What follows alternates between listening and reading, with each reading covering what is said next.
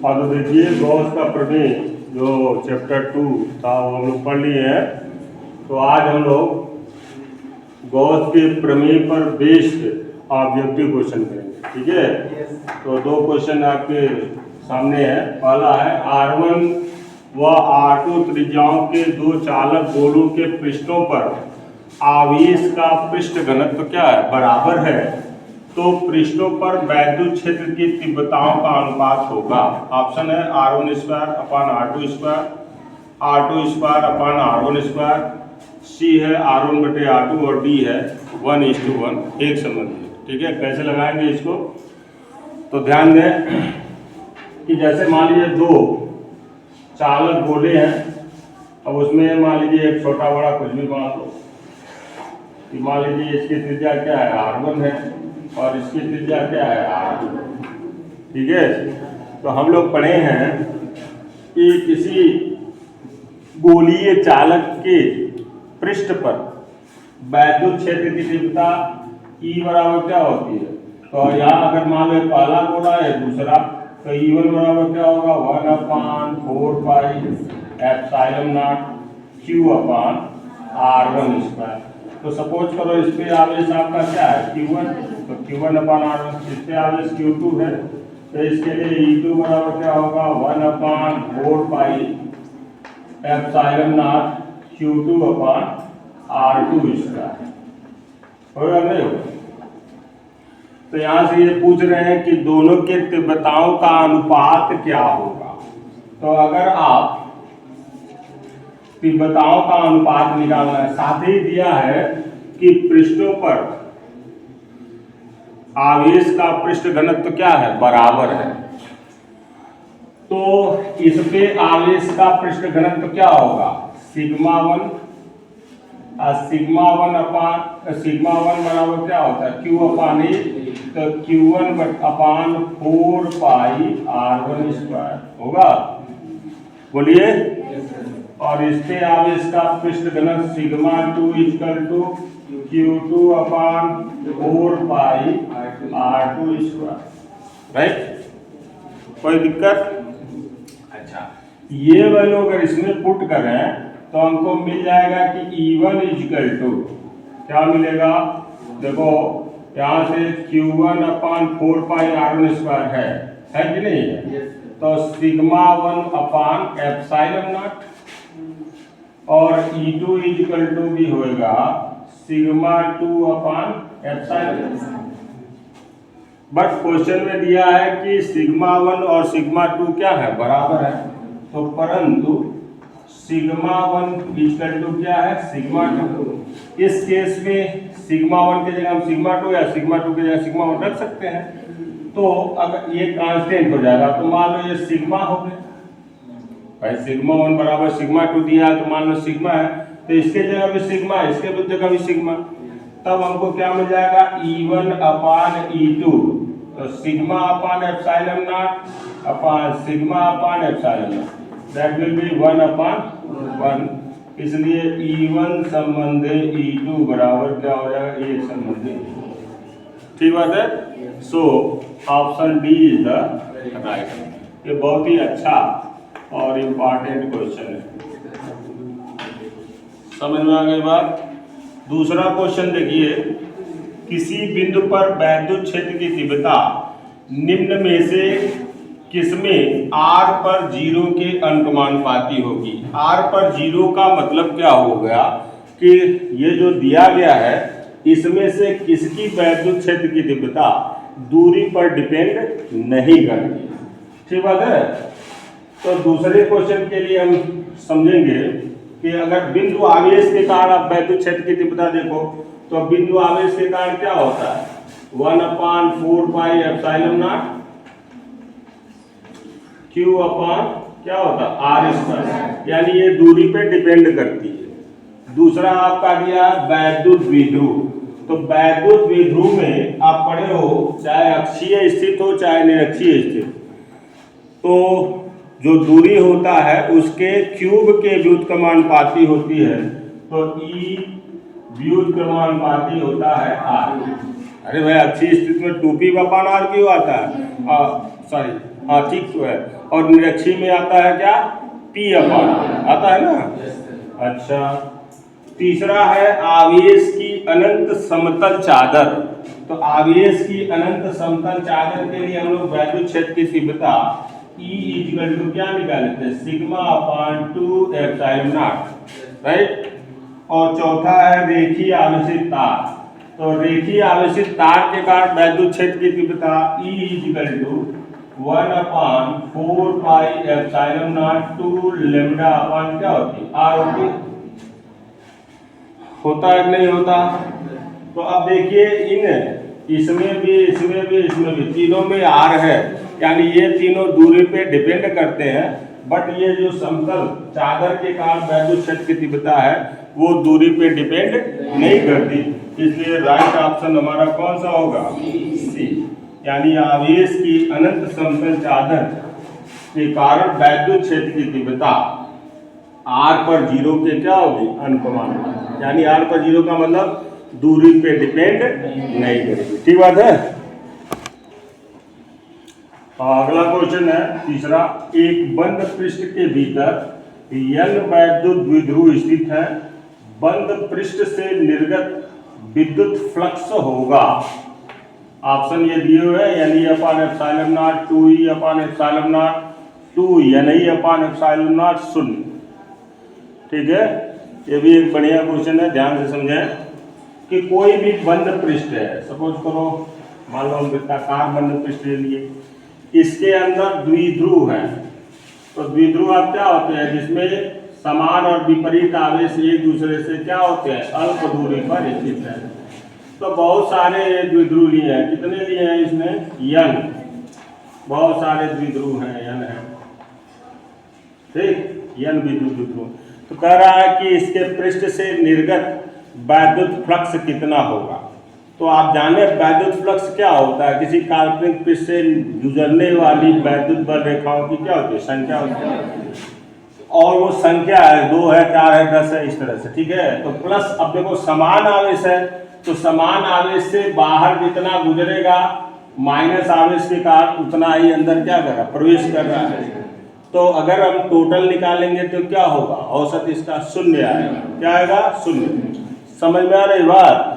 यानी अगर लिया जाए तो औसत आवेश इस गोले के भीतर क्या होगा, 0 होगा, भाई प्लस और माइनस बराबर है। यानी ऐसे समझ लो कि निर्गत और आने वाले फ्लक्स का मान क्या होगा, बराबर होगा, और जोड़ेंगे तो जो वैद्युत फ्लक्स एक अदिश राशि है, कैसी राशि है, अदिश राशि। तो मान लो 4 बाहर जा रहे हैं, प्लस है, 4 माइनस है, ठीक, तो जोड़े हुए कितना हो जाएगा, 0। तो अगर इसके लिए बंद पृष्ठ के भीतर एक वैद्युत द्विध्रुव हो या बहुत सारे हो, उसके कारण जो है निर्गत कुल वैद्युत फ्लक्स का मान क्या होगा, 0 होगा। तो option D is the right answer, right. और चौथा क्वेश्चन है, हाइड्रोजन परमाणु का नाभिक 10 पर -15 मीटर त्रिज्या का एक गोला है, नाभिक के पृष्ठ पर वैद्युत क्षेत्र की तीव्रता होगी। तो हाइड्रोजन आप जानते हो 1H1 होता है, और इसके नाभिक में एक प्रोटॉन होता है, कितना प्रोटॉन होता है, एक प्रोटॉन। तो एक प्रोटॉन के कारण जो आवेश होगा वो 1.6 × 10 पर -19 कूलाम का क्या होगा, धन आवेश होगा। तो अगर ये गोलाकार है और इसकी त्रिज्या कितनी है, 10 पर -15 मीटर, तो इसके पृष्ठ पर वैद्युत क्षेत्र की तीव्रता E = 9 × 10⁻⁹ Q का मतलब होगा 1.6 × 10⁻⁻19 अपान R²।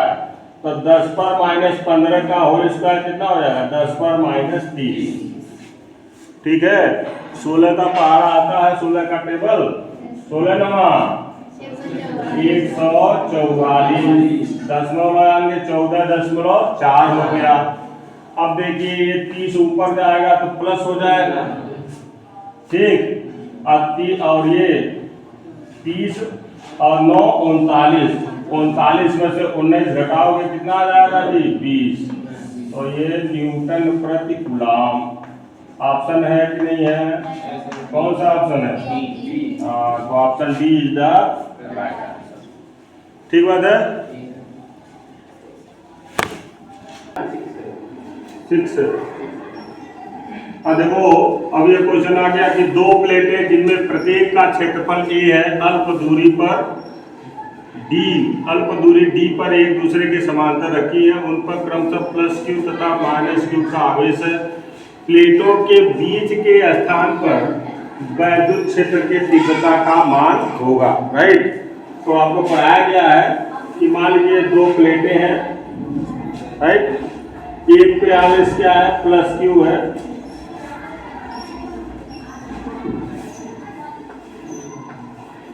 प्लस क्यू है, और दूसरा तरफ क्या है? माइनस क्यू है। एक दूसरे से कितने दूरी पर रखे हैं जी? डी दूरी पर। इनके बीचों बीच वैद्युत क्षेत्र के तीव्रता का मान क्या होगा? तो इस प्लेट के कारण वैद्युत क्षेत्र की तीव्रता किधर होगी? इधर होगी, E1। अब माइनस के कारण भी किधर होगी? इधर ही होगी। राइट। अब वैद्युत क्षेत्र की तीव्रता सदिश राशि है, तो दोनों के कारण एक ही दिशा में है, तो इसमें परिणामी तीव्रता E इक्वल टू क्या होगा? E1 plus E2। और साथ ही ये जो प्लेटें हैं ये चादर की तरह बिहेव करेंगी, तो चादर के कारण वैद्युत क्षेत्र की तीव्रता का मान क्या होता है जी? Sigma upon 2 epsilon not plus sigma upon 2 epsilon not. ये हो जाएगा सिग्मा अपॉन एप्सिलॉन नॉट। ऐसा ऑप्शन नहीं दिख रहा है, नहीं ना है? अच्छा, तो है कैसे कि ये जो सिग्मा है ये आवेश का पृष्ठ घनत्व है, तो सिग्मा इक्वल टू क्या होता है? क्यू अपॉन ए। तो वैल्यू रख दीजिए, तो क्यू अपॉन इसमें रखोगे तो एप्सिलॉन नॉट ए। अब ऑप्शन दिखा आपको? कौन सा ऑप्शन सही है? Option A is the right answer. ये सवाल आपको कराया गया। ठीक है। अब बताइए जी क्वेश्चन नंबर 6। यल भुजा के घन के केंद्र बिंदु पर एक आवेश प्लस क्यू रखा है, यानी ये कोई घन है, इसके केंद्र पर यहाँ प्लस क्यू रखा है, जिसकी साइज कितनी दिया है? यल दिया है। ठीक। घन के एक तल से निर्गत वैद्युत फ्लक्स होगा। ऑप्शन है ए Q upon epsilon not, B Q upon 6 epsilon not, C 6q L square upon epsilon not, D Q upon 6 L square epsilon not. कौन सा सही आंसर है? बी। हाँ, B is the right answer. क्यों होगा B? देखो Gauss साहब बताए, गॉस के प्रमेय से कोई भी बंद पृष्ठ होगा, चाहे जैसा भी हो, आयत हो, वर्ग हो, जो भी हो, वृत्त हो, उससे निर्गत कुल वैद्युत फ्लक्स क्या होता है? Phi E equal to Q upon epsilon naught, अगर उसके भीतर आवेश है। राइट। अगर आवेश बंद पृष्ठ से घिरा हुआ है, कोई भी बंद पृष्ठ होगा, उससे निर्गत कुल फ्लक्स क्यू अपॉन क्या होता है? Epsilon not. अब देखो तो ये घन है, इस पे दो क्वेश्चन हो जाएगा। देखो ध्यान दो, ऐसे भी क्वेश्चन आएगा कि कोई घन है, आवेश है, तो इससे निर्गत कुल फ्लक्स कितना होगा? यही होगा क्यू अपॉन एप्सिलॉन। लेकिन कह रहा है एक तल से, एक तल या प्रत्येक तल या किसी तल, इस तरह से भी क्वेश्चन होता है, से निर्गत। तो अब बताइए इसमें कितने तल हैं? 6। जैसे कमरा है, कमरे में कितनी साइड्स हैं? 6। तो एक तल से निर्गत फ्लक्स कितना हो जाएगा? तो 1/6 इंटू क्यू अपॉन। तो ऑप्शन है कौन सा? हाँ, तो B is the right answer. ठीक है, नोट करें फट से। आज नेक्स्ट क्वेश्चन देखें, 7वां। 8 मीटर त्रिज्या वाले खोखले गोले के केंद्र पर क्यू कूलॉम का आवेश रखा है। यदि गोले की त्रिज्या दोगुनी कर दी जाए तथा आवेश का मान आधा कर दें, तब गोले के पृष्ठ पर कुल वैद्युत फ्लक्स होगा। ए 4q upon epsilon not, 2q बटे epsilon not, q upon 2 epsilon not, q upon epsilon not. तो मामला ये है बाबू कि 8 त्रिज्या का जो गोला है, कैसा गोला है? खोखला गोला है, और इस पर क्यू कूलॉम का आवेश है। तो जब खोखले गोले को आवेश देते हैं तो वो आवेश कहाँ हो जाता है, इससे पृष्ठ पर हो जाता है। ठीक बात है। केंद्र पर क्यू कूलाम का आवेश रखा है। यदि गोले की त्रिज्या दोगुनी कर दी जाए तथा आवेश का मान आधा कर दें तब गोले पर के पृष्ठ पर वैद्युत फ्लक्स होगा। तो अगर वैद्युत फ्लक्स गॉस के नियम से निकालोगे तो सिग्मा बराबर क्या होता भैया, क्यू अपान एप्सिलॉन। ठीक, अच्छा जी। अब देखो एक चीज और मजेदार बात भाई, अगर गोले की त्रिज्या बढ़ा दो, दोगुना कर दो यहाँ, तो मान लो अगर इससे 4 वैद्युत फ्लक्स गुजर रहा था, कितना 4, तो अब कितना गुजरेगा, उतने गुजरेगा, त्रिज्या से कोई मतलब नहीं है। ठीक है, तो अब देखिए, तो इसमें आवेश का पृष्ठ गुणन सिग्मा बराबर क्या हो गया, क्यू अपान सॉरी यार वैद्युत फ्लक्स पाई ई बराबर क्या हो गया, क्यू अपान एप्सिलॉन। ठीक, गॉस के प्रमेय से। तो इससे गुजरने वाला वैद्युत फ्लक्स किसके ऊपर डिपेंड कर रहा है, आवेश। तो आवेश को आधा कर देंगे तब पाई ई कितना हो जाएगा, क्यू बाई 2 एप्सिलॉन। तो ऑप्शन हमारा कौन सा सही है, सी सही। सिंपल। याद रखना कि अगर गोले की त्रिज्या बढ़ा देंगे तो त्रिज्या बढ़ाने से वैद्युत फ्लक्स के मान में कोई परिवर्तन नहीं होगा। समझ में आ रही बात। अरे भाई कोई छोटी सी चीज़ है, उसमें से मान लो वैद्युत रेखाएं गुजर रही हैं, 10 ही गुजर रहे हैं, और थोड़ा बड़ा कर दोगे तो वो उतने गुजरेगी। समझ में आ गई बात। तो केवल आवेश पर डिपेंड करेगा। 8वां सवाल है, आवेश का एक खोखला गोला वैद्युत क्षेत्र उत्पन्न नहीं करता। तो आवेश का, जैसे यही देखो बात यही है कि खोखला गोला है तो वैद्युत क्षेत्र, ये जो खोखला गोला है कहाँ पे वैद्युत क्षेत्र उत्पन्न नहीं करेगा,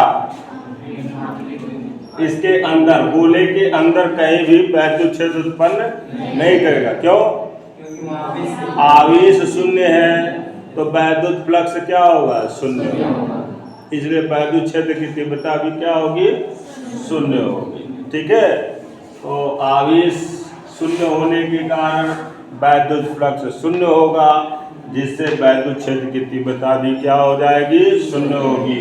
तो है कहीं कहाँ उत्पन्न नहीं करेगा, आंतरिक। ठीक है जी। और भैया आगे देखें, 9वां क्वेश्चन हमारा, 2 सेंटीमीटर त्रिज्या के गोले पर कितना आवेश है, 2 मौसी है, 2 मौसी यानी 2 माइक्रोकूलम है। जबकि 5 सेंटीमीटर त्रिज्या के दूसरे गोले पर 5 मौसी है, 5 माइक्रोकूलम आवेश है। गोले के केंद्र से 10 सेंटीमीटर की दूरी पर वैद्युत क्षेत्रों का अनुपात होगा। Option A 1:1, B 2:5, C 5:2 and D is 4:25। तो which is the right answer. कैसे निकालेंगे, देखो दूरी इसमें समान है, कांस्टेंट है, यानी जो डिपेंड करेगा वो किसके ऊपर, आवेश के ऊपर डिपेंड करेगा। तो अगर पहले गोले के कारण अगर हम वैद्युत क्षेत्र की तीव्रता निकालो तो E बराबर के क्यू, यानी 2 × 10⁻⁶, आई 10 × 10⁻²। मान लो इसको दूरी कांस्टेंट है तो R लिख दो, R²। दूरी दोनों में से E1 हो गया, E2 हो गया के 5 × 10⁻⁶, R²। यहाँ R बराबर 10 सेंटीमीटर बराबर 10 × 10⁻² मीटर। ठीक है, दोनों का सेम है। तो इससे आपको मिलेगा E1 अपान E2, इसका इंटू 2/5 मिलेगा, नहीं मिलेगा। तो वो आ गया 2 संबंधित, B is the right answer. ठीक बात है। अच्छा, 10वां क्वेश्चन आ जाइए, 10 मीटर स्क्वायर क्षेत्रफल के आयताकार फ्रेम को, ये वैद्युत क्षेत्र की तीव्रता है भैया, इसमें 10 मीटर, अच्छा इसको कितना दिया, 20 न्यूटन प्रति कूलम वैद्युत क्षेत्र की तीव्रता ई का मान दिया है। एक आयताकार फ्रेम है, ठीक है। अच्छा, और इसमें क्षेत्रफल उसका 10 मीटर स्क्वायर है, उसका अभिलंब यानी जो आयताकार फ्रेम है उसका अभिलंब, यानी एक आयताकार फ्रेम मान लो ऐसा कुछ रखा गया ऐसे, तो इसका जो परपेंडिकुलर खींचा ये इसके साथ कितने हर्ट्ज का कोण बना रहा है? 60 हर्ट्ज। तो कह रहा है, क्या कह रहा है कि वैद्युत फ्लक्स का मान कितना होगा। ठीक है, तो हम लोग पढ़े हैं फाई बराबर क्या होता है, E into A cos theta. Vector E dot vector A होता है नहीं होता? और जो थीटा होता है वो जो आपका समतल पृष्ठ का जो अभिलंब होता है वो वैद्युत क्षेत्र के साथ जितना कोण बनाता है वही होता है। तो ई इसमें कितना दिया है 20, ए कितना दिया है 10 का 60 अंश का 60 का मान कितना होता है 1/2, तो कितना आ जाएगा 100 आ जाएगा 100। ठीक है, मात्रक क्या होगा, वैद्युत फ्लक्स का मात्रक यही इंपॉर्टेंट है, बोलो न्यूटन प्रति कूलम मीटर स्क्वायर। तो न्यूटन मीटर स्क्वायर प्रति कूलम। तो ऑप्शन है, option A is the right. ठीक है, तो उम्मीद करते हैं कि ये ज्ञानवर्धक होगा आपके लिए। धन्यवाद, थैंक यू।